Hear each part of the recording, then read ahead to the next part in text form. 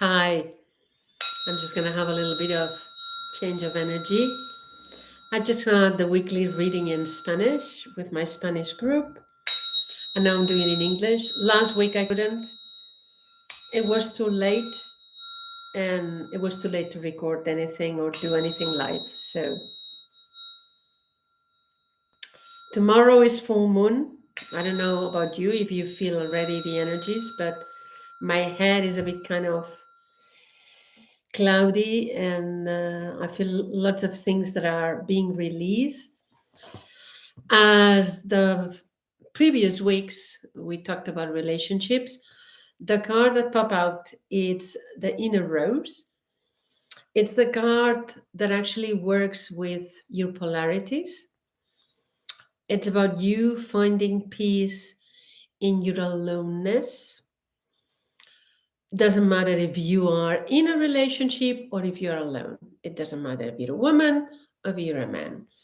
It's like going beyond the need of explaining yourself, justifying yourself in the relationship, and not respecting that the other may need space, which is so important. Most of us maybe learn that showing care is being invasive with others, and sometimes people need space, and it's okay to say no. And it's important to recognize that. So, if you're listening to me, if you're in a relationship or you're not in a relationship, even if it's a relationship with your sons and daughters, it's about respecting space and seeing where the other is, which sometimes one is so full of the agenda that you project about the other that you forget to really see where the other is. And this card is about seeing that everybody's a mirror of you. Now, the inner rose, it's connected to part of the story that unifies the 50 cards of star seeds. Um, as I told you the first time that I did the video, star seeds have nothing to do with the cards of Rebecca Campbell because I made them in 93. So it's been there for a long, long time. And it's more like a journey of transformation. It's not linear. It's things that sometimes can come again and again, but you are in a different space because you work different things. And they're healing cards.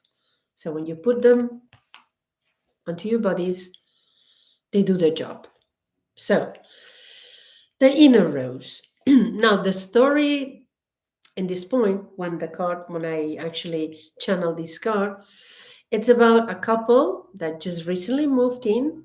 But even if you are not in a relationship, just listen.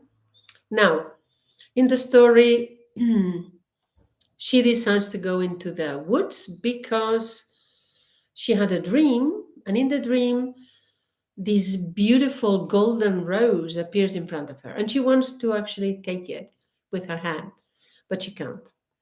And she wakes up thinking, how, why can I not take it with my hand?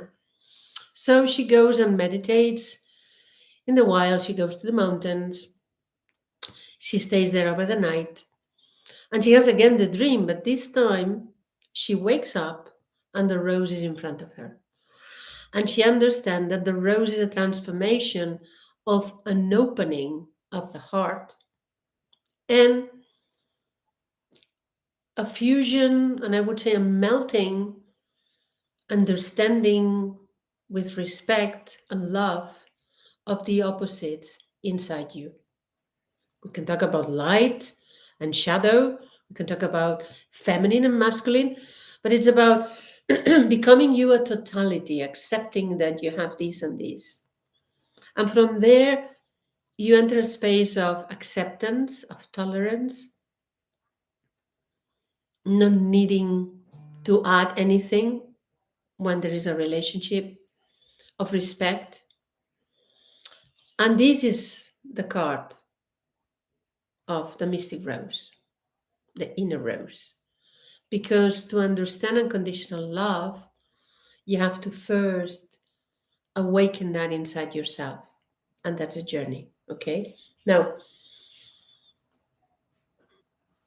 It refers as well on a deeper kind of sense to the tantric roots of a very sacred relationship. So for those that are in a relationship, and maybe you're with your soul flame or with somebody that actually it's not a karmic, but it's somebody that is actually walking the path with you.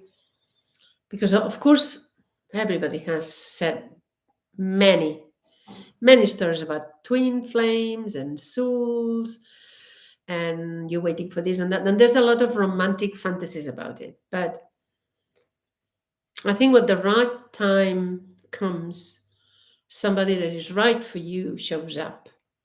But if you have a lot of karmic things there that you have to release, it's a bit difficult with so much of burden to attract anybody. And I'm talking about own experience because I know. When the right person shows up, it's because you have done the work that you needed to do and you are ready for that. Unless you're ready, you cannot attract that person. Doesn't matter how many stories. And the most important is not to fantasize or project anything. The relationship can last as long as it need to last. You're more, I would say, companions in a journey, in a life journey, which can be a month, a year, 10 years, or maybe forever. But who knows? This is something that needs to be revised, respecting the other wishes and yours. And sometimes it is not so easy because control and expectations and mother hidden agendas are there in the run. So this is the card for this week before the full moon in Sagittarius, which is pretty heavy. and and next week on Monday, it will be before solstice, before the summer solstice. So be ready for a lot of changes in relationships inside yourself and outside. It's a special time. And ask the question, what's a cosmic partner for you? Because what it feels important right now is to be in a soul tribe, especially a group of people, of community, that maybe they are not even in the same country, but you can talk openly about how you feel, and there's respect, there's love, there's care. And we're a bit like cosmic travelers, all of us. Your soul has been in many places, many existences.